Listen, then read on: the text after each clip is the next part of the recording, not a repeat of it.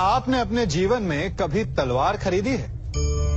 क्या देखकर तलवार खरीदते हैं? उसकी मयान देखकर या उसकी धार देखकर? अरे, मैं भी कैसा प्रश्न पूछ रहा हूं आपसे। ये आवश्यक थोड़ी कि आप कोई योद्धा या क्षत्रिय हो। ये भी हो सकता है कि आप कोई व्यापारी, कोई छात्र या शिक्षक हो। तो चलिए मैं आपसे ये पूछता हूं कि आप नए वस्त्र कैसे खरीदते हैं? क्या उसका रंग रूप देखकर खरीदते हैं या उसकी गुणवत्ता देखकर? गुणवत्ता देखकर, है ना? ठीक उसी प्रकार जब आप किसी मनुष्य से मिले तो उसके रंग रूप पर मत जाइए, उसका आचरण समझने की चेष्टा कीजिए, उसकी मेधा, उसकी प्रतिभा का मूल्यांकन करने का प्रयास कीजिए। आपका जीवन बहुत ही सरल हो जाएगा। आप सब ने अपने जीवन में एक कहावत तो सुनी ही होगी कि एक चुप 100 को हराए। सुनी है ना? और इसीलिए कई बार हम जीवन में चुप रहते हैं, मौन रह जाते हैं, क्योंकि ये सत्य है कि एक मूर्ख के लिए मौन रहने से अधिक श्रेयस्कर उत्तर और कुछ भी नहीं हो सकता। परंतु क्या जीवन में सदैव मौन रहना, सदैव चुप रहना क्या उचित होता है? नहीं।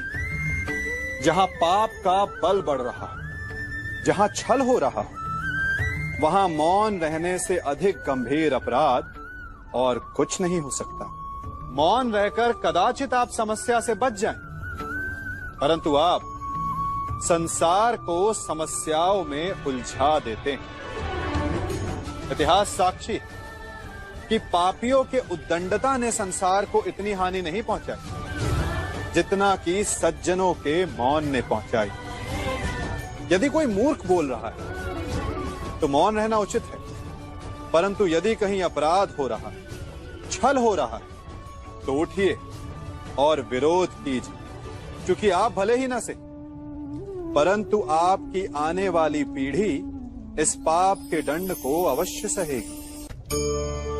जीवन में सफल कौन नहीं होना चाहता? पद में, प्रतिष्ठा में आकाश जैसी ऊंचाई किसे नहीं चाहिए? स्थिरता में भूमि जैसी दृढ़ता किसे नहीं चाहिए? सभी को चाहिए। परंतु सफलता का पुष्प अपने साथ अहंकार का कांटा भी लाता है। सफलता आपको आनंद देती है, उपलब्धि आपको गर्व देती है, और फिर यही आनंद धीरे धीरे अहंकार में परिवर्तित हो जाता है, फिर अतिक्रमण में और अंततः अन्याय में। और यही से सफलता का नाश प्रारंभ हो जाता है। यदि आप चाहते हैं कि आपकी सफलता लोगों की दृष्टि में सम्मान बनकर रहे, लोगों के मन में शूल बनकर नहीं, तो ये आप वृक्ष से सीखिए। फलों से लदने के पश्चात वो झुक जाता है। उसी प्रकार सफलता मिलने पर विनम्रता अधिक आवश्यक है, और जीवन में अधिक सफलता पाने के लिए या पाने पर और अधिक विनम्र हो जाना चाहिए। संसार का सबसे बड़ा पाप क्या है? असत्य बोलना, हत्या कर देना, चोरी करना या किसी का अपमान करना। संसार का सबसे बड़ा पाप है किसी निर्बल को सताना, और संसार का सबसे बड़ा दंड भी उस निर्बल के मुख से निकली हाय है। आप देख रहे हैं मैं क्या कर रहा हूं? मैं लौह पिघला रहा हूं, और ये लौह पिघलता है इस चमड़ी की बनी धूनकी से निकली हवा से। तनिक सोचिए, एक मृत पशु की खाल से बनी धूनकी इतने कठोर लोहे को भस्म कर सकती। ठीक उसी प्रकार आप चाहे जितने भी शक्तिशाली क्यों ना हो, यदि आपने किसी निर्दोष, किसी निर्बल को सताया, तो उसके मन से निकली हाय और उसका श्राप आपके जीवन को भस्म कर सकता है। मनुष्य भी बड़ा विचित्र प्राणी है। अपनों से नीचे के स्तर के लोगों को वो हे दृष्टि से देखता है, उनका उपहास उड़ाता है, उनसे बार बार कहता है कि तुम्हारा कुछ नहीं हो सकता, तुम भविष्य में कुछ नहीं कर पाओगे। जब मनुष्य के पास धन, संपत्ति, मान होता है तो वो दूसरों का आदर नहीं करता, परंतु वो एक बात भूल जाता है कि उससे भी अधिक शक्तिशाली कोई अस्तित्व में है, और वो है समय। काल काल अपना चक्र कब बदलेगा ये कोई नहीं जानता।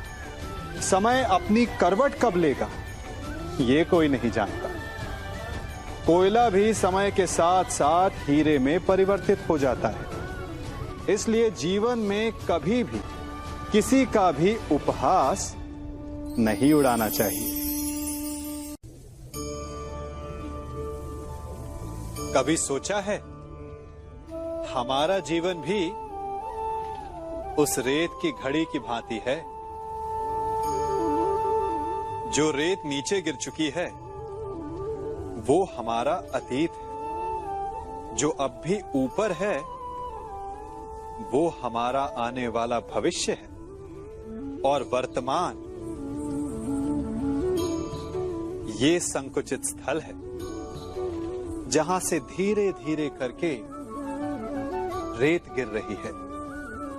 अर्थात हमारे पास जीने के लिए यही एक क्षण है। उसका उपयोग कैसे करना है ये हम पर निर्भर करता है। जो बीत गया उसका दुख मनाना है, या जो भविष्य में होने वाला है उसकी प्रतीक्षा में क्रोध करना है। सब कुछ करने के लिए यही एक क्षण है। प्रसन्न रहना है तो उसके लिए भी यही एक पल है। प्रतीक्षा करते रहोगे तो ये पल भी भूतकाल में बदल जाएगा। इसलिए आनंद के लिए, परोपकार के लिए प्रतीक्षा ना कीजिए। आपके पास जो पल है उनका भरपूर सदुपयोग कीजिए, क्योंकि इस घड़ी को पलटकर आप फिर से समय अवश्य गिन सकते हैं, परंतु अपना बीता हुआ समय आप वापस नहीं लौटा पाएंगे। हम सब अपनों की, अपने मित्रों की, परायों की सहायता करते हैं, परंतु हम सब के मन में एक व्यथा रह जाती है कि वो हमारा उपकार भूल गया, कि उसने हमें सम्मान नहीं दिया, कि समय पड़ने पर उसने हमारी सहायता नहीं की। होता है ना ऐसा? अब प्रश्न ये उठता है कि क्या हमें उपकार भुला देना चाहिए या नहीं? और उत्तर भी दो हैं, हां भी और ना भी। हमें दूसरों पर किए गए उपकार को भुला देना चाहिए, परंतु यदि किसी ने हम पर उपकार किया है तो उसे नहीं भुलाना चाहिए। यदि दूसरों पर किए उपकार भुला दिए तो अपेक्षा नहीं रहेगी। अपेक्षा नहीं रहेगी तो वो टूटेगी नहीं, मन कुंठित नहीं होगा, और स्वयं पर किए गए उपकार को स्मरण रखा तो उसे चुकाने के लिए सदा तत्पर रहेंगे, उपकार करने वाले के कृतज्ञ रहेंगे, तब भी मन प्रसन्न रहेगा। और यदि हम सभी ऐसा करने लगे तो सबके मन को संतोष रहेगा। प्रत्येक मनुष्य सफलता पाने के लिए कार्य करता है। कुछ सफल होते हैं, कुछ नहीं होते, और जो सफल नहीं होते वो सदा अपनी असफलता का कारण या तो अपनी परिस्थितियों को बताते हैं या अपने सहयोगियों को दोषी ठहराते हैं। परंतु क्या वास्तविकता में ऐसा ही होता है? क्या कोई परिस्थिति या कोई व्यक्ति किसी की असफलता का कारण बन सकते हैं? उत्तर हां भी है और ना भी। कैसे? आप इस तितली को देख रहे हैं? आपने एक मक्खी को भी देखा होगा। प्रकृति ने दोनों को समान गुण दिए हैं रस पान करने का। एक तितली फूलों पर जाकर उसका रस लेती और इस अवस्था में नए फूल खिलने की व्यवस्था भी करती है। और मक्खी घाव पर बैठती है, घाव को सड़ाती है और रोग भी फैलाती है।